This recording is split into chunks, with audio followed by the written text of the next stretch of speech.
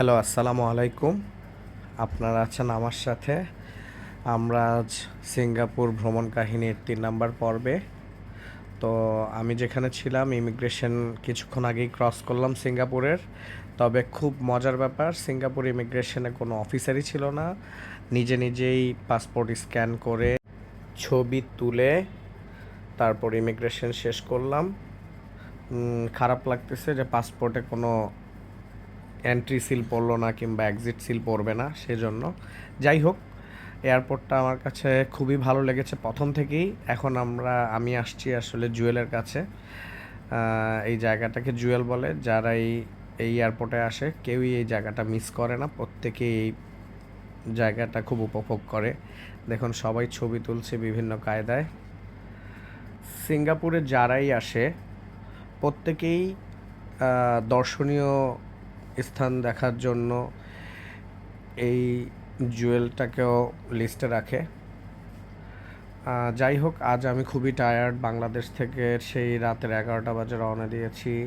চায়নায় গিয়ে পৌঁছেছি ভোর 4টায়। তারপরে এখন দুপুর 12টা বাজে। চায়না থেকে সিঙ্গাপুর আসতেও প্রায় 4 ঘন্টা লেগেছে, ওইখানে ট্রানজিট ছিল 2 ঘন্টা। তো সব মিলিয়ে খুব টায়ার্ড। আজ বেশিক্ষণ এখানে থাকবো না। আমি আসলে মোবাইলের সিম কেনার চেষ্টা করবো একটু পরে, কিছু টাকাও ভাঙাবো।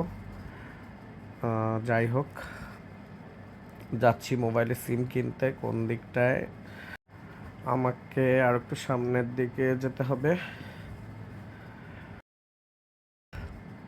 পুরো এয়ারপোর্টটাই আসলে খুব নিট অ্যান্ড ক্লিন, খুবই সুন্দর। আমি এই মুহূর্তে একটা সিমের দোকানের পাশে আছি, এয়ারপোর্টের ভিতরেই।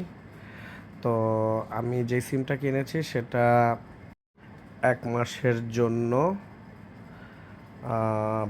12 GB 1 মাস মেয়াদ থাকবে। যদি আমি এখানে 4 দিন থাকবো, তবে খুব মজার ব্যাপার হলো সিমটা রোমিং করা থাকবে 3 GB extra for another country. তো আমি চায়না গিয়েও সিমটা ইউজ করতে পারবো। যাই হোক, এই মুহূর্তে সিম কেনা শেষ, টাকাও কিছু ভাঙিয়েছি, তবে বেশি টাকা এখান থেকে ভাঙি নেই, কারণ এয়ারপোর্টে সবসময়ই ডলারের রেট একটু কম থাকে। তো এখন আমি যাব বুগিসে। এটা সিঙ্গাপুরের একটা জায়গা। তো আমার হোস্টেলটা সেখানেই নেওয়া হয়েছে। আমি এখন যেহেতু একলা ট্রাভেল করছি সেই জন্য আসলে হোটেলটা অ্যাভয়েড করেছি, কারণ হোটেল প্রাইস সিঙ্গাপুরে অনেক বেশি।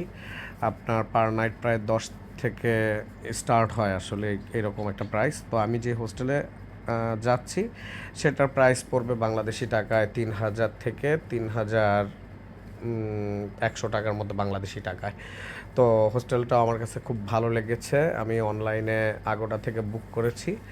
তো আমার হোস্টেলটা হয়েছে বুগিসে। তো আমি ট্যাক্সি দিয়ে যদি যাই এখান থেকে, তো আমার প্রায় 3,000 থেকে 4,000 টাকা পড়বে বাংলাদেশি টাকায়। তাই মেট্রো করে যাব, খরচ পড়বে বাংলাদেশি টাকায় মাত্র 6 থেকে 700 টাকার মতো। আমি এই মুহূর্তে আছি নর্থ ব্রিজ রোডে, সুলতান মস্কের সামনে। সুলতান মস্ক সিঙ্গাপুর খুব ফেমাস একটা মসজিদ। আমার হোস্টেলটা ঠিক এর উল্টো পাশেই। তো আমি একটা চমৎকার ঘুম দিয়েছি, যেহেতু খুব টায়ার্ড ছিলাম। তো এখন বিকেল 5টা বাজে। তো মসজিদে একটু ঢুকবো, আজান দিচ্ছে, খুব ভালো লাগতেছে।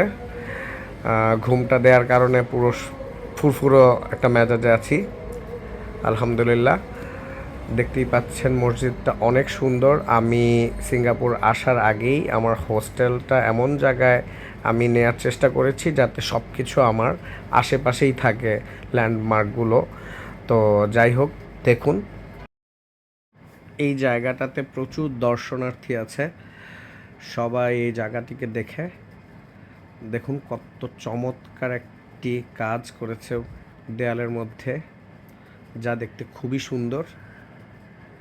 পুরো বুগিসের এই নর্থ ব্রিজ স্ট্রিটটাই খুব কালারফুল, এবং এই জায়গাটাতে আপনার প্রচুর তার্কিশ রেস্টুরেন্ট রয়েছে এবং প্রচুর তার্কিশ শপ রয়েছে। আপনি মুসলিম খাবারগুলো খেতে চাইলে এই এলাকার আশেপাশে হোস্টেলটা নিতে পারেন। এই এলাকাটা বুগিস, যে মেট্রো স্টেশন, বুগিসের ঠিক কাছেই, নর্থ ব্রিজ স্ট্রিট এই রাস্তাটার নাম।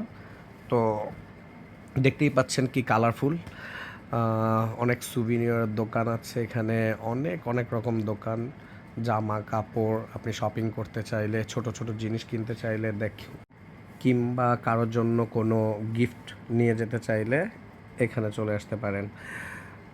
চমৎকার চমৎকার ল্যাম্পশেড রয়েছে এখানে। এই দোকানটা আসলে তার্কিশ একটা দোকান, খুবই সুন্দর। আমি যখন ইস্তাম্বুলে গিয়েছিলাম ঠিক এই রকম ল্যাম্পশেডের অনেক অনেক অনেক দোকান দেখেছিলাম। আপনারা যদি সিঙ্গাপুর আসেন তাহলে এই জায়গাটা অবশ্যই মিস করবেন না, জায়গাটা খুবই সুন্দর। আর আমার ছোট ছোট এই ভিডিওগুলো যদি আপনাদের ভালো লেগে থাকে তবে অবশ্যই লাইক এবং সাবস্ক্রাইব করে থাকবেন। আর ফেসবুকে দেখে থাকলে অবশ্যই ফলো দিয়ে রাখবেন যাতে পরবর্তী ভিডিওগুলো আপনারা দেখতে পারেন। আমার সাথেই থাকার চেষ্টা করুন, আশা করি আপনাদের ভালো লাগবে। আর বেশি বেশি করে শেয়ার করে দিবেন আমার ভিডিওগুলো।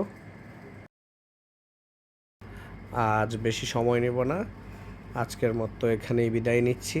আপনারা সবাই ভালো থাকবেন। আল্লাহ হাফেজ, আসসালামু আলাইকুম।